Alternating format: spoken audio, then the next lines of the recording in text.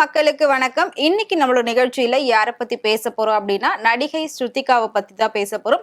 ஸ்ருதிகாவா யாருப்பா அந்த நடிகை? எந்த படத்துல ஹீரோயினா நடிக்கிறாங்க அப்படின்னு கண்டிப்பா உங்களுக்குலாம் தோணும். சோ அவங்க இப்ப ஹீரோயின் இல்ல, கொஞ்சம் வருஷங்களுக்கு முன்னாடி ஹீரோயின். இப்போ திரும்பவும் அந்த நடிகையா இந்த நடிகை அப்படிங்கிற மாதிரி டோட்டல் சேஞ்ச் ஆகி அவங்கள நம்ம பார்த்திருந்தோம். சோ குக் வித் கோமாளி அப்படிங்கிற ஒரு ஷோல தான் ஸ்ருதிகா ரீஎன்ட்ரி கொடுத்தாங்க இந்த சினிமாவுக்கே. சோ ஸ்ருதிகா பாத்தீங்கன்னா தமிழ்ல 2 படத்துல ஹீரோயினா நடிச்சிருந்தாங்க. ஒன்னு வந்து ஆல்பம், இன்னொன்னு வந்து ஸ்ரீ.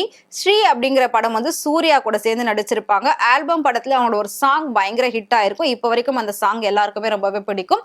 சோ அதுக்கப்புறமா அவங்களுக்கு பட வாய்ப்பு வந்ததா அப்படின்னு கேட்டா கண்டிப்பா கிடையாது. ரொம்பவே பட வாய்ப்புகள் குறைஞ்சதுனால அவங்க அப்படியே ஃபீல்ட் அவுட் ஆகி கல்யாணம் பண்ணிட்டு செட்டில் ஆகி குழந்தை குட்டி அப்படின்னு ஃபேமிலியோட இருக்க ஆரம்பிச்சிட்டாங்க. சோ திரும்பவும் அவங்க ரீஎன்ட்ரி கொடுத்தது வந்து குக் வித் கோமாளி அப்படிங்கிற அந்த ஷோ மூலமா தான். இவங்க வந்து யாரு, இவங்களோட பேக்ரவுண்ட்ல யார் இருக்காங்க சினி ஆக்டர் அப்படின்னு பாத்தீங்கன்னா ஆக்டர் கிடையாது. சோ தேங்காய் சீனிவாசன் பழைய நடிகருடைய பேத்தி தான் நம்மளோட ஸ்ருதிகா. சோ பயங்கரமான ஒரு ஸ்பீக்கர் அப்படின்னா நம்ம வந்து ஸ்ருதிகாவை சொல்லலாம். ஏன் அப்படின்னா வாயை திறந்தா மூடவே மாட்டாங்க, இப்படி லொடன்னு பேசிக்கிட்டே இருக்காங்களே அப்படின்னு சொல்லி அந்த ஷோல அவங்க பேர் வாங்கினாங்க. பட் அந்த ஷோல இருந்து அவங்கள பிடிக்காதவங்க யாருமே இருக்க முடியாது. அந்த ஷோக்கு முன்னாடி வரைக்கும் ஸ்ருதிகா யாரு அப்படிங்கிறது பெரிய அளவுல வெளியில தெரியாம இருந்தது. பட் அந்த ஷோக்கு அப்புறமா பாத்தீங்கன்னா ஸ்ருதிகா யாரு அப்படின்றது எல்லாருக்குமே தெரிய ஆரம்பிச்சது.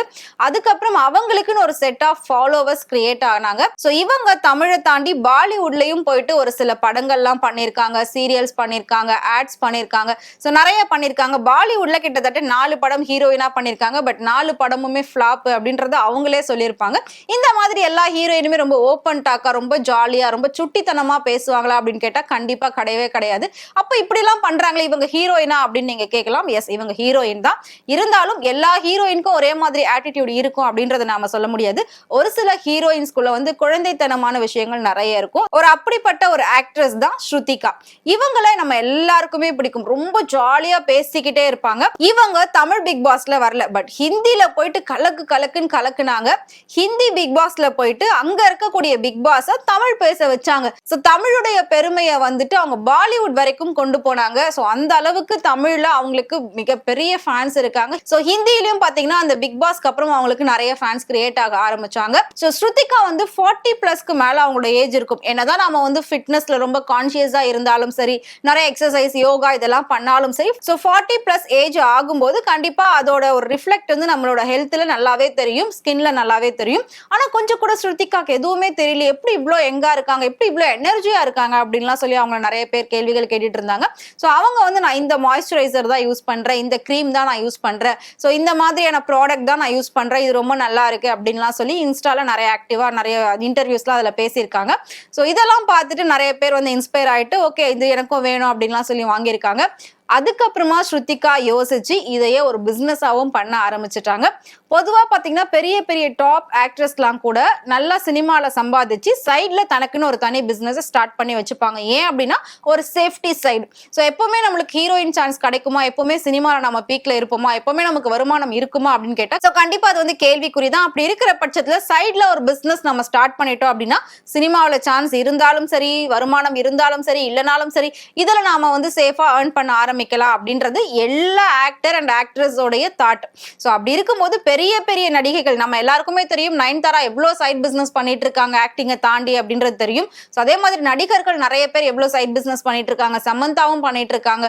சோ அந்த மாதிரி ஒவ்வொரு நடிகைகள் பண்ணும்போது சோ சின்ன திரை அப்படின்னு பொறுத்த வரைக்கும் ஸ்ருதிகா இப்ப வந்து ரொம்ப பிராண்டட் லெவல்ல நிறைய கிரீம்ஸ் எல்லாம் சேல் பண்ணி மிகப்பெரிய ஒரு காஸ்மெட்டிக் ஷாப் ஓபன் பண்ணி அதை வந்து ரொம்ப சக்சஸ்ஃபுல்லா பண்ணிட்டு இருக்காங்க. அவங்க காஸ்மெட்டிக் ஷாப்ல இருந்து தான் பெரிய பெரிய ஆக்ட்ரஸ் கூட அந்த பியூட்டி ப்ராடக்ட்ஸ் எல்லாம் வந்து பை பண்றத அவங்களே சொல்லியிருக்காங்க. இதை தாண்டி நார்மல் பீப்புளே வந்து யூஸ் பண்ணக்கூடிய அளவுக்கு பிரைஸ் ரொம்பவே அஃபோர்டபுளா இருக்கு அப்படின்ற மாதிரியும் சொல்லியிருக்காங்க. சோ ஸ்ருதிகா இதை வச்சு என்ன சொல்லியிருக்காங்க அப்படின்னா, உண்மையிலே நான் என்ன மாதிரி ப்ராடக்ட்ஸ் எல்லாம் யூஸ் பண்றேன், நான் யூஸ் பண்ற பெர்ஃப்யூம்ல இருந்து மாய்ஸ்சரைசர், ஹேர், ஸ்கின் கேர், இந்த மாதிரி A to Z எல்லா விஷயமும் நான் எனக்கு எப்படி யூஸ் பண்ணுவனோ பியூரா அப்படிதான் நாங்களே வந்து அதை மேனுஃபேக்சர் பண்ணிட்டு இருக்கோம். சோ நாங்களே ஓனா ஓனா இது எல்லாத்தையும் மேக் பண்ணிட்டு இருக்கோம் அப்படின்ற மாதிரி ஸ்ருதிகா சொல்லியிருக்காங்க. ஸோ அவங்களுக்கு கிட்டத்தட்ட பாத்தீங்கன்னா இது வந்து பிரான்ச்சஸ் நிறைய ஓபன் பண்ணணும் அப்படின்ற ஆசை இருக்கு. ஸோ அதை தாண்டி இவங்க வந்து EAல ஒரு பிரான்ச் வச்சிருக்காங்க, ஹாப்பி சீக்ரெட்ஸ், ஹாப்பி ஹெர்ப்ஸ் அப்படின்னு சொல்லிட்டு. ஸோ இவங்களோட ப்ராடக்ட்டை தமிழ்நாடை தாண்டி மும்பைல நிறைய ஆக்ட்ரஸ்க்கு செலிபிரிட்டிஸ்க்கு கொடுத்துக்கிட்டு இருக்கிறதாவுமே சொல்லியிருக்காங்க. ஸோ அவ்வளோ அளவுக்கு இந்த ஸ்கின்கான ப்ராடக்ட்ஸ் எல்லாமே ஸ்ருதிகா கிட்ட பெர்ஃபெக்டா இருக்கு. ஸோ இப்போ நம்ம ரீசெண்டா ஒரு விஷயம் கேள்விப்பட்டோம், ஒரு பெஸ்ட் இன்வெஸ்ட்மெண்ட் அப்படின்னு சொல்லி ஒரு ஹீரோயின் பண்ணியிருந்தாங்க மீனா. அவங்க வந்து 10 கோடி ரூபாய் விட 100 கோடி ரூபாய்க்கு சேல் பண்ணியிருக்காங்க அப்படின்னு சொல்லியிருக்கோம். பட் ஸ்ருதிகாவும் ஒரு ட்ரிக் யூஸ் பண்றாங்க. என்ன அப்படின்னா, தான் கிட்ட ப்ராடக்ட் வாங்கணும் அப்படின்னு வரவங்களா இருக்கட்டும், இல்லாட்டி என்கொயரி பண்றவங்களா இருக்கட்டும், எல்லாருக்குமே சாம்பிள் பீஸ் அப்படின்னு ஒன்று கொடுத்து இதை யூஸ் பண்ணி பாருங்கன்னு சொல்லி கொடுத்து அனுப்புறாங்க. ஸோ அவங்களும் ஓகே ஜாலியா ஃப்ரீயா கிடைச்சிருச்சு நம்ம யூஸ் பண்ணி பார்க்கலாம்னு வந்துடுறாங்க. பட் யூஸ் பண்ணதுக்கு அப்புறமா 100 இல்லைங்க 200% ரிசல்ட் இருக்கிறதுனால திரும்பவும் அவங்களே போயிட்டு அந்த கிரீம் எவ்வளோ 1000 இருந்தாலும் கொடுத்து வாங்குறாங்க. ஸோ அதை தான் அவங்க வந்து ட்ரிக்கா யூஸ் பண்ணிட்டு இருக்காங்க. அது அவங்களே வந்து ரொம்ப ஜாலியாலாம் சொல்லியிருக்காங்க. ஸோ நிறைய இன்ட்ரெஸ்டிங்கான இன்ஃபர்மேஷனை கூட ரொம்ப ஜாலியா அவங்க சொல்லுவாங்க.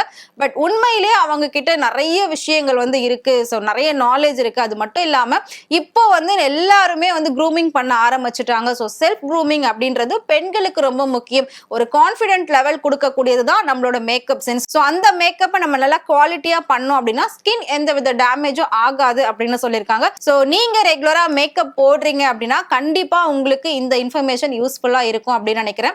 நிறைய பேர் வெள்ளையாக்கணும் அப்படின்லாம் ஆசைப்பட்டுட்டு எக்கச்சக்கமான கிரீம்ஸ் எல்லாம் யூஸ் பண்ணிட்டு இருக்கீங்க. நீங்க மேபி ஸ்ருதிகாவோட ஷாப்பை போயிட்டு விசிட் பண்ணீங்க அப்படின்னா கண்டிப்பா அதுல உங்களுக்கு ஒரு நல்ல ரிசல்ட் கொடுக்கக்கூடிய ஒரு நல்ல கிரீம் கிடைக்கும் அப்படின்னு நினைக்கிறேன். அவங்களோட ஷாப் வந்து EAல இருக்கு அப்படின்னு சொல்லியிருக்காங்க. சர்ச் பண்ணி பாத்தீங்கன்னா ஃபுல் அட்ரஸ் கிடைக்கும். ஸோ நீங்க போய் வந்து பாத்துக்கலாம். ஸோ இந்த மாதிரி இன்னும் பல நடிகைகள் சைட் பிசினஸ் எல்லாம் பண்ணிட்டு இருக்காங்க. பட் ஒரு சிலரால மட்டும்தான் சக்சஸ்ஃபுல்லா வர முடியுது, ரொம்ப பெஸ்டா பண்றதுனால.